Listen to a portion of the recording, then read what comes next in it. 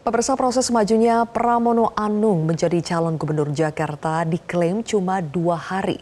Dukungan istri Presiden Jokowi dan Ibu Megawati menguatkan Pramono Anung maju berkontestasi di Jakarta.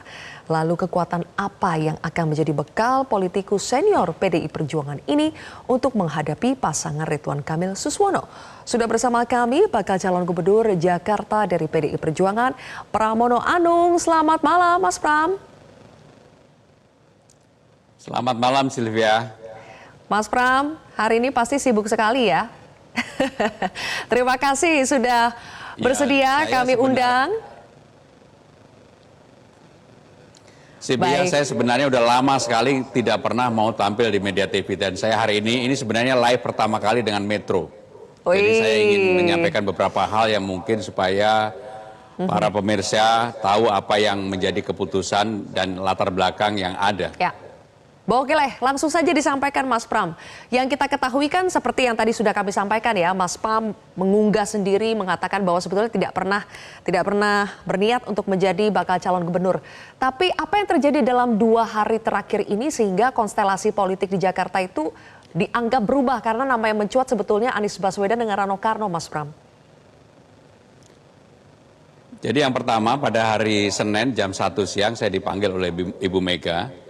Begitu saya sampai di kantor DPP, saya langsung bertemu dengan Ibu Mega. Secara langsung Ibu Mega menyampaikan bahwa kamu akan saya calonkan untuk menjadi gubernur DKI Jakarta.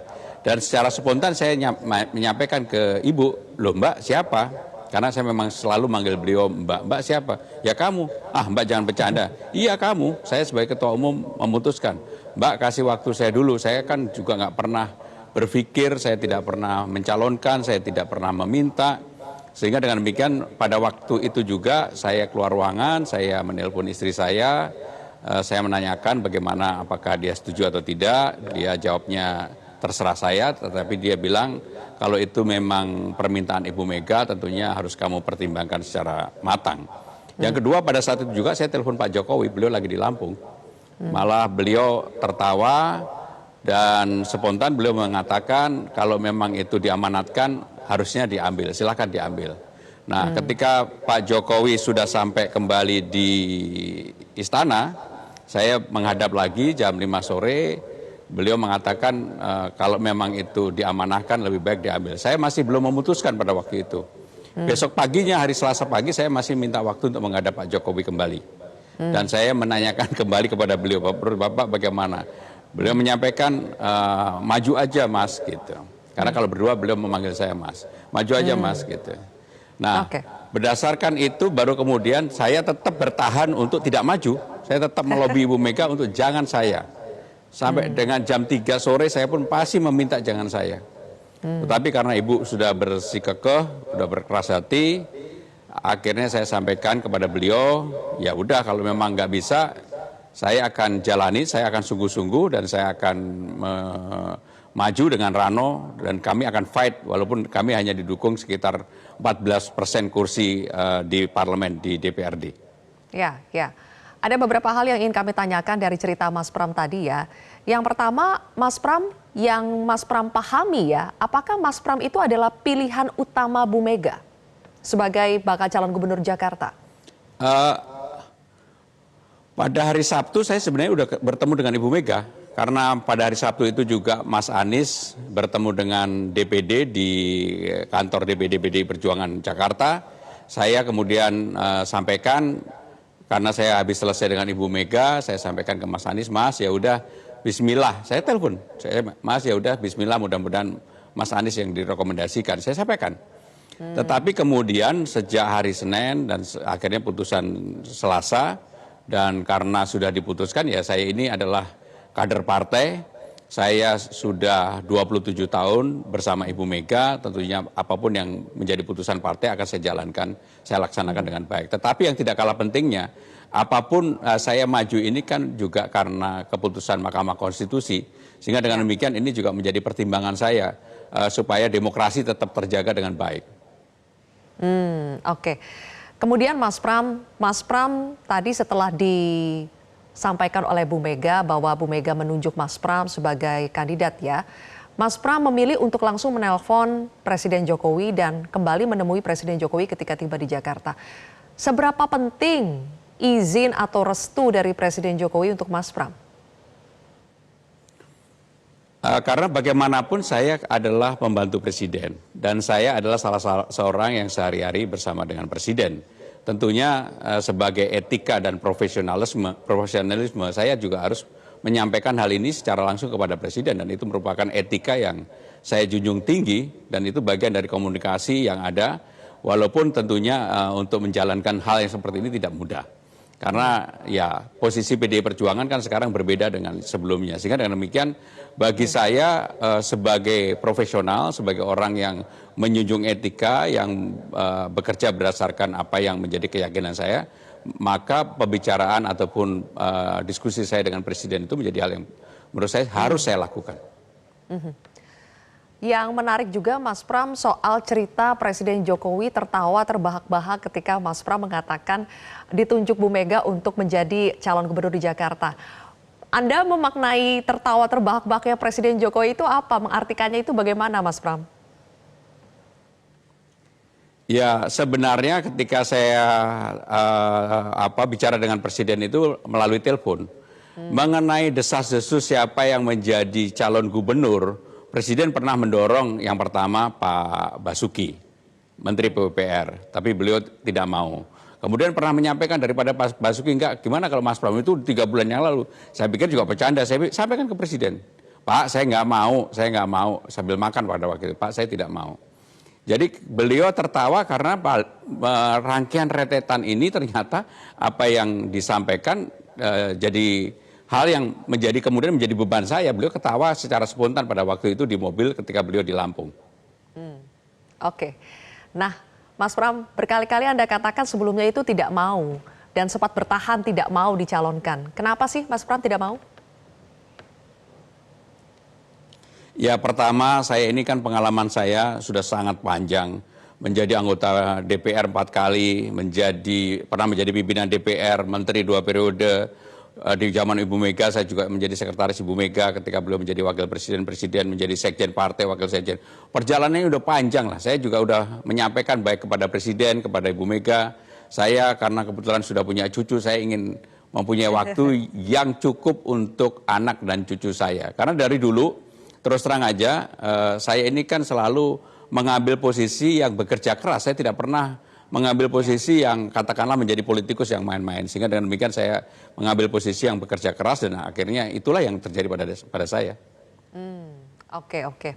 Jadi belum bisa untuk banyak main cucu nih habis ini ya Mas Pram, justru akan sangat sibuk bertanding di Jakarta. Apalagi Mas Pram, kita tahu karena nama Mas Pram itu muncul belakangan, akhirnya di elektabilitas di berbagai survei juga belum muncul. Mas Pram concern tidak, khawatir tidak persoalan elektabilitas Mas Pram yang dianggap kecil di Jakarta? Yang pertama saya sampaikan secara jujur, jangankan elektabilitas, saya sendiri nggak tahu dan saya memang nggak pengen dikenal orang pada kira-kira 7 tahun terakhir. Karena saya bekerja di dapurnya Presiden, saya sungguh-sungguh mengerjakan dapur.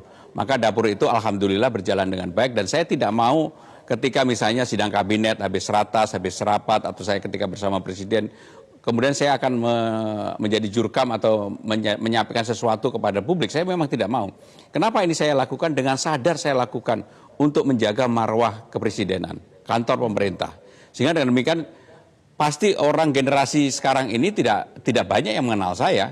Tetapi kalau lihat track record saya yang panjang, pernah menjadi jubir, pernah menjadi sekjen partai, pimpinan DPR, ya sekarang saya juga kaget ketika baru tampil 1 hari di ruang publik aja responnya luar biasa kepada saya pribadi. Oke, tapi Mas Pram dan ada juga yang...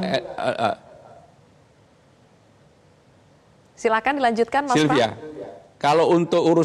Kalau untuk urusan survei, jangankan lembaga survei, saya sendiri aja nggak yakin kalau saya di survei ada namanya karena saya memang nggak mau nama saya ada. Tapi itulah yang menjadi tantangan dan saya menganggap sekarang ini saya hanya didukung oleh partai dengan 14% suara kursi di DPRD. Tetapi saya meyakini pemilih Jakarta ini adalah pemilih yang sangat rasional, sangat terbuka. pemilih yang kemudian juga sadar dan tahu siapa yang mau bekerja benar-benar untuk masyarakat dan juga yang katakanlah hanya menggunakan momen politik ini untuk orang yang meraih kekuasaan. Dan saya secara jujur saya ingin mengatakan kalau saya diberikan kesempatan, saya pasti akan bekerja keras untuk melakukan perbaikan di Jakarta ini. Tapi kan sepertinya yang mendukung Mas Pram itu bukan hanya PD Perjuangan dengan 14%. Mas Pram kan sudah bilang sendiri ya, ada beberapa ketua umum parpol yang sudah telepon dan mengatakan meskipun beda koalisi tapi dukungannya tetap di Mas Pram. Benar ya itu Mas Pram ya? Bagaimana sih ceritanya? Benar, bahkan ketika saya lagi kamu wawancara ini ada salah satu ketua umum partai yang lagi telepon saya, dipikir live-nya di Metro ini nggak live beneran begitu. Ini ada, nanti saya lihatin ke teman yang ada di sini. Boleh tahu nggak beberapa itu salah satunya aja deh? Siapa? Nggak ada. Yang penting kalau saya berharap Sylvia aja lah. Oke, Mas Pram, soal munculnya nama Mas Pram dibandingkan dengan Anies Baswedan ya, yang menjadi sosok yang belakangan ini banyak dijagokan untuk dimajukan oleh PD Perjuangan terutama pasca putusan MK. Mas Pram, apakah Anda juga melihat bahwa terpilihnya Mas Pram, ditunjuknya Mas Pram oleh Bu Mega ini sebagai, ada yang mengartikan ini adalah jalan tengah. Karena Mas Pram juga dekat dengan istana, dengan Presiden Jokowi, Mas Pram juga politikus senior di PD Perjuangan, sehingga ini menjadi titik tengah antara hubungan istana dengan hubungan PDI Perjuangan, sehingga nanti kalau Mas Pram yang maju itu akan lebih lancar lah, tidak banyak hambatan atau gangguan-gangguan ketika Mas Pram yang maju di Jakarta. Kalau kita lihat ketika Ibu Mega mengumumkan calon kepala daerah pada hari Senin kemarin, Ibu Mega kan tonnya masih keras banget, nggak ada tuh yang tonnya malah merendah, bahkan secara terbuka misalnya beberapa nama yang beliau sebut itu kan juga menurut saya cukup tegas dan cukup keras disampaikan oleh Ibu Mega. Sehingga dengan demikian anggapan itu menurut saya ya bagian dari spekulasi publik. Tetapi yang jelas bahwa kewenangan untuk menentukan saya maju itu memang ada di Ibu Mega. Tetapi sekali lagi seperti yang saya sampaikan, Sylvia, saya ini memegang dan menjunjung tinggi etika profesionalisme. Kenapa saya kemudian harus mendapatkan izin dari Presiden. Baik, kalau begitu terima kasih Mas Pram, senang kami bisa mendapatkan kesempatan pertama untuk live bersama dengan Mas Pram ya setelah sekian lama berada di dapur istana tadi katanya. Terima kasih, kita tunggu lagi cerita-cerita nantinya dari Mas Pramono Anung. Sehat dan sukses Mas Pram, terima kasih sudah bergabung di Prime Time News hari ini. Terima kasih Sylvia, terima kasih Sylvia. Jelajahi cara baru mendapatkan informasi. Download Metro TV Extend sekarang.